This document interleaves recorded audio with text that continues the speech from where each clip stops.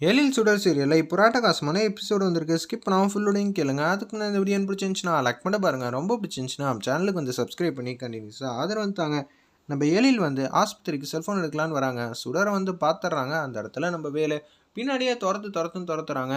ஒரு இடத்துல மறைவாக வந்து உட்காந்துக்கிட்டாங்க. அந்த இடத்துல நம்ம சுடர் அந்த லொக்கேஷனுக்கு கரெக்டாக வந்துடுறாங்க. முதுகு பின்னாடி தான் நிற்கிறாங்க. நம்ம வேல் முதுகு பின்னாடி தான் உட்காந்துக்கிட்டு இருக்காங்க. இப்போ எப்படா இங்கேருந்து தப்பிச்சு போகிறது? ஏன்னா சுற்றி எல்லா ரூம் கதவும் வந்து சாத்திருக்கு. இங்கேருந்து ஒன் வே தான் போல இருக்குது. திருப்பியும் வந்த வழியிலேருந்து தான் ஓடணும். சைலண்ட்டாக வந்து அவங்க உட்காந்த இடத்துலேருந்து ஏஞ்சி இப்படி போகிறதுக்குள்ள ஏதோ ஒரு பொருளை வந்து தட்டி விட்டுறாங்க. சுடர் சுடர் நில்லு நில்லுங்கிற மாதிரி அந்த இடத்துல பேசும்போது ரிசப்ஷன் வழியாக தான் ஓடுறாங்க. நம்ம சுடர் எதுக்காக இந்த பொண்ணு இவ்வளோ வேகமாக ஓடுறாங்க ஒன்றும் புரியலையேங்கிற மாதிரி இருக்கிறப்ப நம்ம வேலை வந்து வேகமாக துரத்திட்டு இருக்காங்க. யார் யா நீ என்ன ஏதுங்கிற மாதிரி டாக்டர்லாம் வந்து கேட்குறாங்க. மரியாதையாக ஓடி போயிடு, இல்லாட்டி நான் என்ன செய்வேன்னு எனக்கே தெரியாதுங்கிற மாதிரி தான் அந்த இடத்துல வந்து வேலு வந்து கத்துறாங்க. இருப்பினும் சுடர் வந்து ஓடிக்கிட்டே இருக்காங்க. மாடிப்படி கீழெல்லாம் வந்துக்கிட்டு இருக்காங்க. ரிசப்ஷன் வழியாக வந்து வராங்க.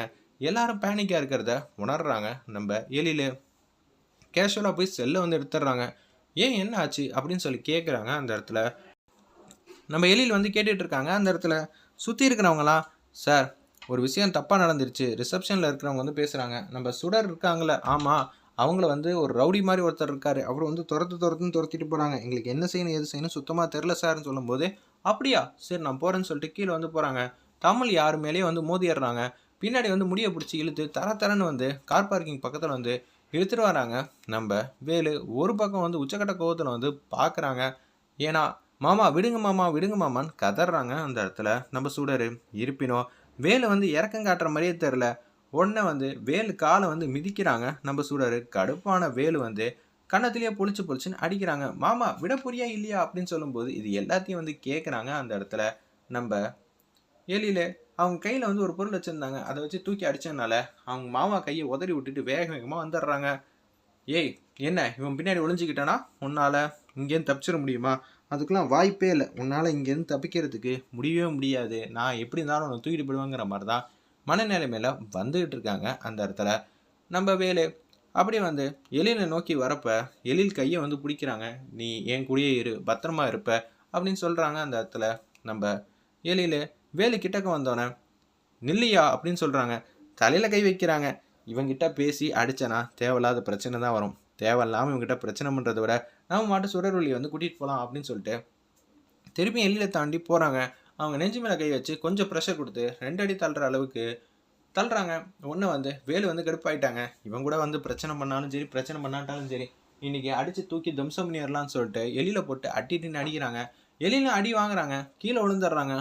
வாடி போகலாம், உனக்காக யார் சப்போர்ட் பண்ணாலும் இங்கே இதே தான் வரப்போகுது அப்படின்னு சொல்லும்போது திருப்பியும் ஒரு பொருள் எடுத்து தலையிலேயே அடிக்கிறாங்க. எழில் வந்து மாஸ் பண்ணுறாப்புல ஒன்றை வந்து சுடர் வந்து திருப்பி எழில் பின்னாடி வந்து நிற்கிறாங்க. ஏன்டா உனக்கெல்லாம் ஒரு வாட்டி சொன்னால் தெரிய வராதா அப்படின்னு சொல்லி காலால் மிதிக்கிறாங்க. எழில் செமையாக வந்து அடி வாங்கிட்டு இருக்காரு ஃபஸ்ட்டு ஸ்டார்டிங்கில். அதுக்கப்புறம் வந்து மிஸ் பண்ணுறாங்க. திருப்பியும் கடுப்பான எழில் வந்து அப்படியே வந்து ஒரு கிறுக்கு பிடி மாதிரி போடுறாப்புல. கால் ஒரு பக்கம் திரும்பிடுது, கழுத்து ஒரு பக்கம் பிடிச்சிருக்காப்புல. அப்படியே கீழே வந்து தள்ளி விட்டுறாங்க. அந்த இடத்துல செம்ம மாசாக இருந்துச்சுன்னே சொல்லலாம். ஏன்டா நீ எல்லாம் என்ன அடித்து தூக்கி போட்டுருவியாடா அப்படின்னு சொல்லும்போது காலால் எட்டி எட்டி மிதிக்கிறாங்க. வேற லெவலில் வந்து பறந்து போய் விழுவுறாங்க. வேலு டே அந்த பாடுறா நம்ம அதிகாரியை போட்டு அடிக்கிறாங்க, உண்டில் ஆக்கணும் எலியில் அப்படின்னு சொல்லிட்டு எலியில் ஒருத்தவங்க கையில் ஒரு பக்கம் பிடிக்கிறாங்க 2 கையும். இருப்பினும் கையை உதறி விட்டு ஒருத்தரை வந்து நெஞ்சிலே உதைகிறாங்க. இன்னொருத்தவங்கள காலால் ஃபேஸில் வந்து அடிக்கிறாங்க. 2 பேரும் வந்து சுருண்டு போய் விழுவுறாங்க. எலியும் வந்து டிஸ்மிஷம் பண்ணிக்கிட்டு இருக்காங்க. அந்த இடத்துல மனோகரி இது எல்லாத்தையும் தூரத்துலேருந்து பார்க்குறாங்க. ஒரு பக்கம் இது எல்லாத்தையும் பார்த்தோன்னா மனோகரி கடுப்பாகி ஆல்ரெடி வந்து ரிசப்ஷனில் இருக்கிறவங்க போலீஸ்க்கு வந்து கால் பண்ணிட்டாங்க. போலீஸும் வேக வேகமாக வந்துகிட்டு இருக்க மாதிரி தான் தெரியுது. போலீஸும் வந்து என்ட்ரி கொடுக்குறாங்க. என்னாச்சு அப்படின்னு சொல்லி தான் போலீஸ் வந்து எழிலுக்காக தான் வராங்க. ஆனால் போலீஸ் மேலே கை வச்சா சும்மா விட்டுருவாங்களா? அதனால எத்தனை அதிகாரிங்க வந்திருக்காங்கன்னு பாருடா அப்படின்னு சொல்லி எழில் முன்னாடி அந்த 2 பேரும் வந்து அடி வாங்கினவங்க சத்தம் போட்டு பேசுகிறாங்க. ஒரு பக்கம் சார் இங்கே எதுவும் பிரச்சனையா அப்படின்னு சொல்லி கேட்குறாங்க. இவன் தான் தேவையில்லாமல் எங்கள் ஹாஸ்பிட்டலில் வந்து நிம்மதி இல்லாமல் ஆக்கி பிரச்சனை மேலே பிரச்சனை பண்ணுறான். எங்கள் வீட்டு பொண்ணு மேலே இவன் கை வச்சுட்டான். இவனை சும்மா விடக்கூடாது அப்படின்னு சொல்லும்போது யார் நீ, உன்னை நான் இங்கே பார்த்ததே இல்லையே, என்னையா அப்படின்னு சொல்லும்போது நானும் இன்ஸ்பெக்டர் தான் சார். என்னது இன்ஸ்பெக்டரா? எந்த ஸ்டேஷன்யா? இந்த சிட்டிக்குள்ளே அவனை பார்த்ததே இல்லையே சார். நான் திருநெல்வேலி. அங்கே இருக்கிறவன் ஏன்டா இங்கே வந்த அப்படின்னு சொல்லி உச்சக்கட்ட கோவத்தில் வந்து பேசுகிறாங்க. அந்த இடத்துல நம்ம கமிஷனரு சார் எனக்கு தெரிஞ்ச ஒரு பிரச்சனையாயிடுச்சு சார், அதனால தான் எழில் கூட இருக்கிற வரைக்கும் தமிழை யாராலையும் தொடக்கூடாது.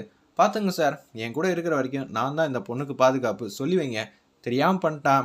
இன்னொரு வாட்டி இங்கே பிரச்சனை பண்ணிகிட்டு இருந்தேன், உன் வேலையே இல்லாமல் ஆகிடும். என்னையா நினச்சிட்டு இருக்க சார்? வார்ன் பண்ணி வைங்க சார். திருப்பி இது மாதிரிலாம் நான் சொல்லிகிட்டு இருக்க மாட்டேன். உங்கள் பவர் என்ன, அதிகாரம் என்னன்னு தெரியாமல் இவன் வாலாட்டிட்டான் சார். மன்னிச்சிருங்க. அடுத்த வாட்டி இந்த தப்பு நடக்காத அளவு நான் பார்த்துக்கிறேன். மரியாதை இந்த இடத்த விட்டு கிளம்பணுன்னே வேறு வழியே இல்லாமல் இங்கேருந்து கிளம்புற மாதிரி ஒரு சுச்சுவேஷன் வந்து க்ரியேட் பண்ணிட்டாங்க. நம்ம வேலை வேறு லெவலில் மாசாக இருந்துச்சுன்னே சொல்லலாம். எழிலோட பர்ஃபார்மன்ஸ் எல்லாம் பெரிய பெரிய அதிகாரிங்களாம் எழிலை பார்த்து கை கட்டி நிற்கிறாங்க. சார், தப்பு நடந்து போச்சு, மன்னிச்சிருங்க. பெரிய இடத்துக்கெல்லாம் கொண்டு போயிட வேணாம். நான் எப்படி ஹேண்டில் பண்ணணுமோ பார்த்துக்கிறேன். அந்த பொண்ணுக்கும் உங்களுக்கும் இவனால் எந்த பிரச்சனையும் வராத அளவு நான் பார்த்துக்கிறேன். அப்படி ஏதாவது பிரச்சனை பண்ணானா அவனையே தூக்கி உள்ளே வச்சிடலாங்கிற மாதிரி தான் சொல்கிறாங்க. அந்த இடத்துல நம்ம கமிஷனர் ஒரு பக்கம் எலியில் வந்து திட்டுறாங்க. என்னடா நினச்சிக்கிட்டு இருக்க? நீ மாட்டுக்கு இப்படி மாதிரி சண்டை போடுறியா? மனோகரி, உன்னோட இன்டென்ஷன் எல்லாம் புரியுது. நீ வந்து அன்பா பாசமாக தான் இருக்க, என்னால் புரிஞ்சுக்க முடியுது. ஆனால் என்ன பண்ணுறது, இங்கே சுச்சுவேஷன் வேறு மாதிரி போகுது. தமிழை வந்து இழுத்துட்டு போகலான் இருக்கான். அப்படி இருக்கும்போது என்னால் பார்த்துட்டு இருக்க முடியுமா? முதல்ல என்னடி உனக்கு பிரச்சனை? யார்டி இவன்? ஹாஸ்பிட்டலே வந்து ரணகலமாக ஆக்கியிருக்க. இங்கே போலீஸ்லாம் யாருமே வந்ததே இல்லை தெரியுமா? நீ என்ன இப்படியெல்லாம் பண்ணி வச்சுருக்கேன்னு சொல்லி உச்சக்கட்ட கோவத்தில் வந்து மனோகரி வந்து திட்டுறாங்க சுடரை. உன்னை சுடரெல்லாம் திட்டாத, அவள்கிட்ட என்ன பிரச்சனைன்னு இப்போ கேட்காத. அவள் பயணிக்கா இருக்கா, நான் வீட்டில் போய் விடுறேன். நீ என்ன பண்ணுறனா, முதல்ல ஹாஸ்பிட்டலே வந்து எல்லாரும் நிம்மதி இல்லாமல் பாட்டமான நிலைமையில் இருக்காங்க. ஒரு மேனேஜ்மெண்ட்டோட லீடராக நீ என்ன பண்ணணும், அதை வந்து சமாளிக்கணும். இது தெரியாமல் நடந்துச்சுங்கிற மாதிரி பேசி எல்லாருக்கும் புரிய வை. நான் போய் சுடரை வீட்டில் விட்டுட்டு வந்துடுறேன்னு சொல்லிட்டு அந்த இடத்துல வந்து சுடரை வந்து வீட்டில் வந்து விட்டுறாங்க. ஒரு பக்கம் வேலு வந்து தன்னந்தனியாக இருக்கிறப்ப அவங்களுக்கு வந்து ஒரு ஃப்ரெண்டு வந்து உதவி செய்வாங்களே, அவங்களும் இன்ஸ்பெக்டர் ரேங்கில் தான் இருக்காங்க. டேய், மரியாதையே இங்கேருந்து போயிடுறா. இங்கே இனிமேட்டு இருந்தால் வச்சுக்கேன், கமிஷனர் வந்து உண்மையிலேயே திருநெல்வேலியில் இன்ஸ்பெக்டராக என்ன ஏதுன்னு சொல்லி உன் ஜாதகத்தில் எப்போ நீங்கள் வேலையில் சேர்ந்த என்ன ஏதுன்னு எடுத்து வச்சுட்டாங்க. இனிமேட்டு அவர்கிட்ட நீ பிரச்சனை பண்ணிக்கிட்டு இருந்தான்னு வச்சுக்கிங்க, அப்புறம் அவ்வளோதான், நீ இருக்கிற இடம் இல்லாமல் ஆகிடும், அப்புறம் வேலை போயிடும் அப்படின்னு சொன்னோன்னா கடுப்பாயிட்டாங்க. சின்ன வயசுலேருந்து அவள் தான் என்னோட பொண்டாட்டின்னு மனசில் வந்து ஆழமாக வந்து விதையை வந்து வச்சாச்சு. அப்படி இருக்கும்போது அவள் என்னை ஏமாற்றிட்டு எங்கேயாவது ஓடிப்புவா. இதெல்லாம் பார்த்துட்டு நான் சும்மா இருக்க முடியுமா? என்னால் சும்மாலாம் இருக்க முடியாது. அவள் தான் என்னோட பொண்டாட்டி. அவளுக்கா வேலை போனால் என்ன, வேறு எது போனால் எனக்கு என்னங்கிற மாதிரி கொஞ்சம் திமிரா தெனாவட்டாக பேசுகிறாங்க அந்த இடத்துல நம்ம வேலு. ஒரு பக்கம் வீட்டில் வந்து ட்ராப் பண்ணும்போது, உனக்கு ஏதாவது பிரச்சனைனா சொல்லுமா, எப்போதும் மௌனமாலாம் இருக்காத. இந்த வீட்டில் இருக்கிற வரைக்கும் நான் பாதுகாப்பாக இருப்பேன். நானும் சரி, கமிஷனரும் சரி, உனக்கு எந்த பிரச்சனையும் வராத அளவுக்கு சரௌண்டிங் வந்து ஸ்ட்ராங் பண்ணியாச்சு. உனக்கு பிரச்சனை எதுவும் இருந்துச்சுன்னா அம்மாட்ட சொல்லு, இல்லை கஷ்டமாக இருந்துச்சுன்னா மனோகரிகிட்ட சொல்லு. எப்போதும் சிரிச்ச முகமாக இரு. சார், உங்களுக்கு ஏதாவது கேட்கணும்னு தோணுதா அப்படின்னு சொல்லி கேட்குறாங்க. அதெல்லாம் இல்லைம்மா, நீ எப்போதும் நல்ல பொண்ணாக தான் இருக்க.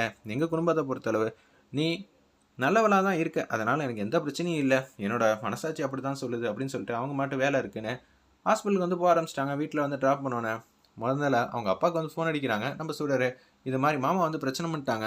ஆமாம்மா, ஃபஸ்ட்டு டைம் நீ ஃபோன் பண்ணல, அப்போ நான் எடுக்கவே இல்லை. உன் சித்திக்காரி தான் ஃபோன் அடிச்சிருக்கா. அடித்தது நீ எங்கே இருக்க ஏது இருக்கேன்னு தெரிஞ்சு வேலுக்கிட்ட வந்து சொல்லியிருக்கா. அதுதான் இவ்வளோ பெரிய பிரச்சனை. இப்போ எனக்கு எந்த பிரச்சனையும் இல்லைப்பா.